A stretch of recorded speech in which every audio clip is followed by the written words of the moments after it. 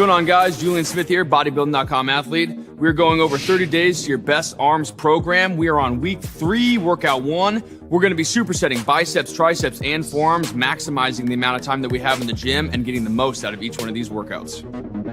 One thing that's cool about this workout is doing supersets is giving one muscle rest while the other one's doing the work. So it's going to be maximizing the most amount of time that you have at the gym. This workout, if done individual exercise, would probably be closer to about an hour 15 to an hour and a half. But doing supersets back and forth, probably going to be out of the gym in less than 45 minutes. First superset we're working with is a decline bench skull crusher, then going right into double arm dumbbell bicep curls. The rep ranges throughout the 30-day program are going to vary back and forth, but in the workout that we're hitting today, it's going to be lower reps, and we're going for more explosive and controlled movements. All right, guys, we're getting started with our first superset with the workout. We are going from decline bench skull crushers right into double arm dumbbell curls. Focus on the skull crushers with these. One thing that people need to focus on in general is minimum bend in your upper arm. You want to make sure that everything that's being moved is just here. A lot of swinging going back and forth, which I'm going to show you in a second, is going to be taking tension off of your triceps. Same thing goes for the dumbbells, but we'll get into that next. So getting going on the decline bench skull crushers. Big mistake that people make is on these in general, 1, too much weight, 2, too much movement in the upper arm. So if they're doing a skull crusher, they're going like this, they're pulling it down and doing something like this to try to get it up. What that's doing is engaging some of your lats just a little bit more. So try lightening it up. But you just need to remember that elbows stationary the entire time is what's going to give you the most tension on your triceps. If you're at a flat bench skull crusher, you're going to be contracting right above your neck, right above your chest. That's a full contraction. But what's cool about the decline bench skull crushers is if you slightly point your elbows back above your face, as you come up and completely contract, because of the angle backwards, full tension is still in your triceps. You do not want to be contracting up like this because that's like standing straight up with a squat and the tension is going to be off of your muscles. So instead of coming all the way up like this to there, bring your elbows back to here, then contract up and kind of out in front of your face. That's going to give you the biggest bang for your buck with tricep engagement on these. Superset, meaning we're going right into the opposing muscle. So triceps going right into a bicep session. So the reason why preacher pad and all these things were invented was so the pulling back with your elbows during exercises, barbell curl, dumbbell curl, anything where you're going to be doing a curl and your elbow starts to travel back behind your shoulder, that's when it's going to be taking tension off of your bicep and it's not going to give you the biggest stimulation to that muscle. So what you need to realize is pretend like there's a pad behind you. So when you contract up, all the tension is going to be on your bicep. General rule of thumb, if you're looking at yourself in the mirror or looking lined up, just make sure that your elbow is right underneath your delt or a little bit out in front of it. So if you can't travel back and everything's out in front and all the tension's on your biceps, there's going to be no rear delt or upper trap engagement. It's going to be pure bicep muscle. So curling out in front, no momentum, just as we talked about in the skull crusher. If you start to feel anything like this or swinging movement like this, try to keep that torso nice and straight, nice good posture, and then curl straight up, down, straight up, down. Good form over everything. All right, guys, the reason why we're starting with the decline bench skull crusher and a double arm dumbbell curl is because at the beginning of your workout, fresh, you're going to be able to move the maximum amount of weight possible on these exercises. On the tricep portion of this, we're going to be doing the decline bench skull crusher, and where we want to be feeling this, because we're going an inside shoulder width grip, is kind of all out activation of the tricep. I like to switch up the variations of my grip throughout all of my tricep workouts. So let's say next time you guys try this, instead of doing an inside shoulder width grip, you're going to go outside your shoulder width grip. What that's going to do is going to be activating the inside head of your tricep just that much more. And then when you go inside closer, it's going to be full tricep activation with really no emphasis on different heads. For the double arm dumbbell curl portion of this superset, we're going to be curling right out in front of us. We're just doing standard today. That's just like the triceps. You can switch up that grip, switch to where you're contracting from. And 2, changing up where you contract to is going to put a slight emphasis on different parts of the bicep. So on the bicep portion of this workout, arms in general, I think it's one of those things where people use way too much weight. You don't need to be doing the maximum amount of weight that somebody else is doing if you can get great results from half the weight that that guy's doing. You want to make sure your form's perfect, and then you're going to see more results that way. All right, guys, that's it for the first superset. We're gonna go on to our next one now. Rope press down into rope hammer curl.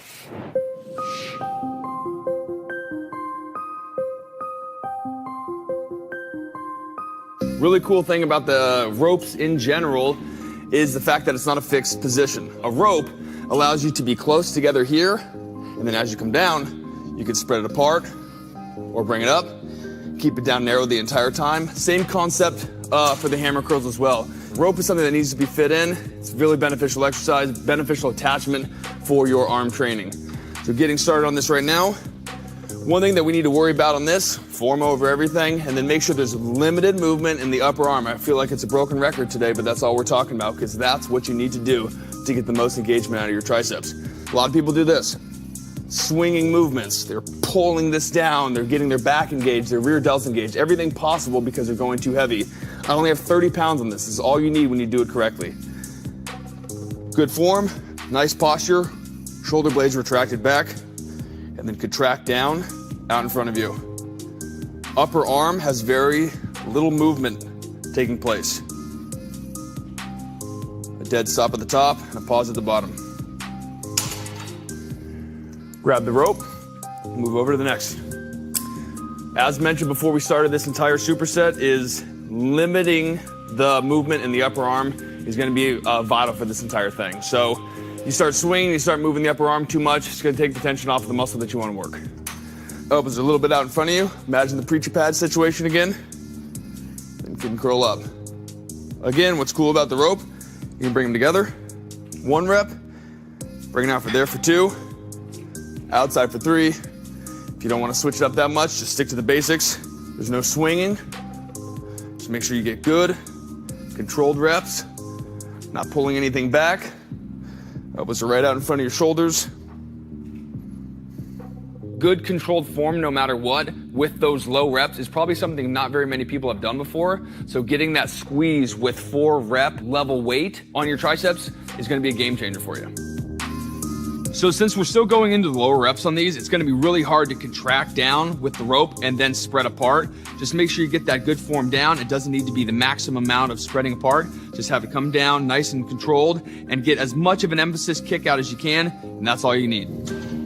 One thing that's cool about the cable portion of this superset is you can step back, you can get underneath. Doesn't matter where you are, you can structure yourself to where you're standing and where you're leaning over to get better tension on the muscles. But if the cable's down and you take 3 steps back, it's going to be pulling in a different direction that a dumbbell normally wouldn't do. So it's beneficial to throw this stuff in there and throw it in on top of your other movements that are the mass movements like the skull crushers and the barbell curls or dumbbell curls. It's going to be the best of both worlds. All right, guys, finished up our second superset. Moving on to our third. Barbell spider curls and tricep dip machine. Let's get after it.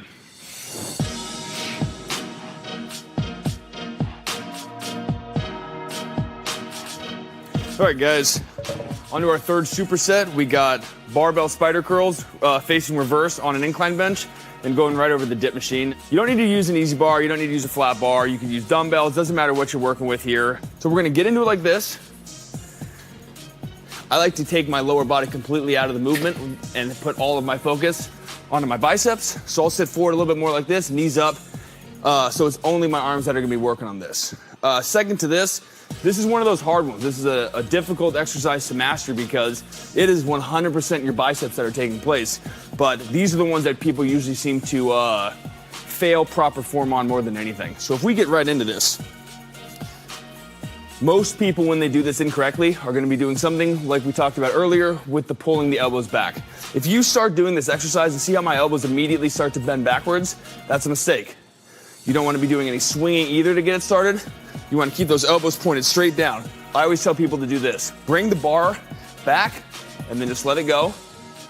And then when that is hanging straight down to the ground, your elbows should not move from that anymore. That is the perfect form for where you're at on that angle.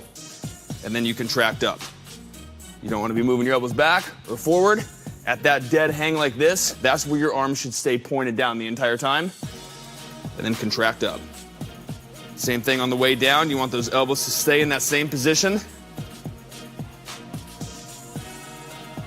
It's going to put most tension on your biceps instead of doing something where you're trying to get the weight up without your biceps taking over.